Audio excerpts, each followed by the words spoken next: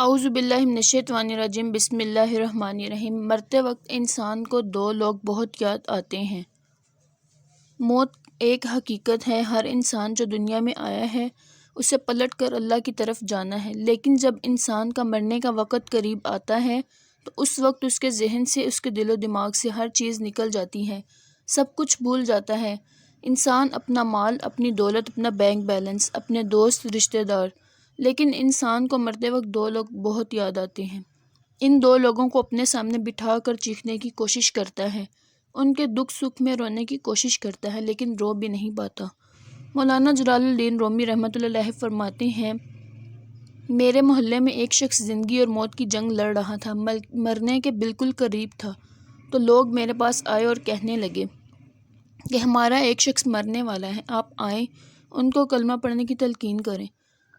مولانا جلال الدین رومی رحمۃ اللہ علیہ فرماتے ہیں کہ میں ان لوگوں کے ساتھ اس جگہ پر گیا جہاں وہ مرنے والا آدمی موجود تھا۔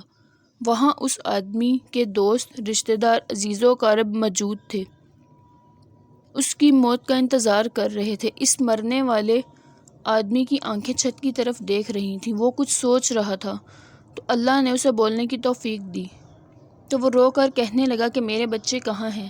اس وقت اس آدمی کو ماں باپ، رشتہ دار، مال و دولت کچھ یاد نہیں آیا۔ اس نے اپنے بچوں کا پوچھا تو بچے اس کے پاس آ کے بیٹھ گئے۔ پھر اس آدمی نے کہا کہ میری بیوی کہاں ہے؟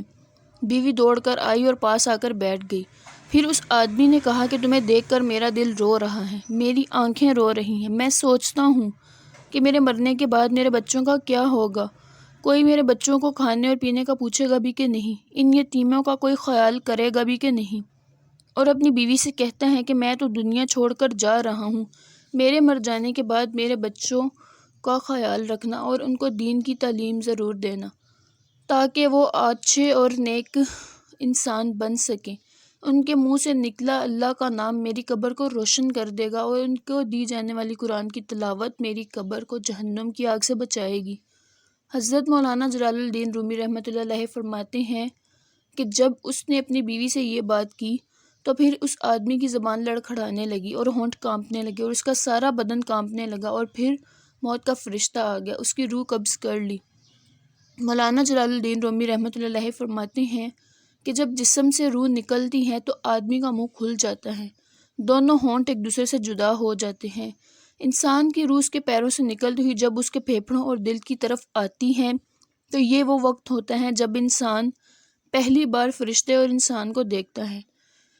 ایک طرف شیطان اس کے کان میں مشورے دیتا ہے، دوسری طرف اس کی زبان سے اس کے عمل کے مطابق الفاظ نکلتے ہیں، اور اگر انسان نیک ہوتا ہے، عبادت گزار ہو اور پرہیزگار ہوتا ہے تو اس کی زبان اسے کلمہ پڑھنے کی تلقین کرتی ہے اور وہ زبان سے اللہ کا کلمہ پڑھتا ہے۔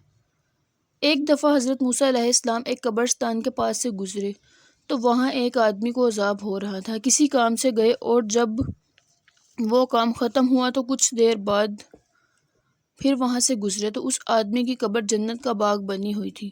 تو حضرت موسیٰ علیہ السلام نے اللہ سے فرمایا کہ یہ کیا معاملہ ہے؟ جب میں آیا تو اس پر عذاب ہو رہا تھا، اور جب میں واپس آیا ہوں تو اس کی قبر جنت کا باغ بن گئی ہے۔ تو اللہ تعالیٰ نے فرمایا کہ جب یہ آدمی فوت ہوا تو اس کی بیوی حاملہ تھی، اور جب اس کا بچہ پیدا ہوا اور وہ تھوڑا بڑا ہوا تو اس کی ماں نے اسے ایک مدرسے میں داخل کروایا، اور وہاں سے اس بچے نے یہ کلمہ سیکھا۔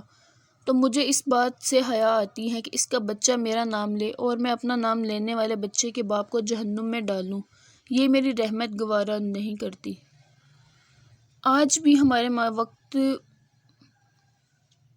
ہمارے پاس وقت ہے کہ ہم اپنے بچوں کو دین کی تعلیم دیں اور آخرت کے لیے تیاری رکھیں، کیونکہ نیک اعمال ہی ہمارے ساتھ جائیں گے اور ہمیں جہنم کی آگ سے بچائیں گے۔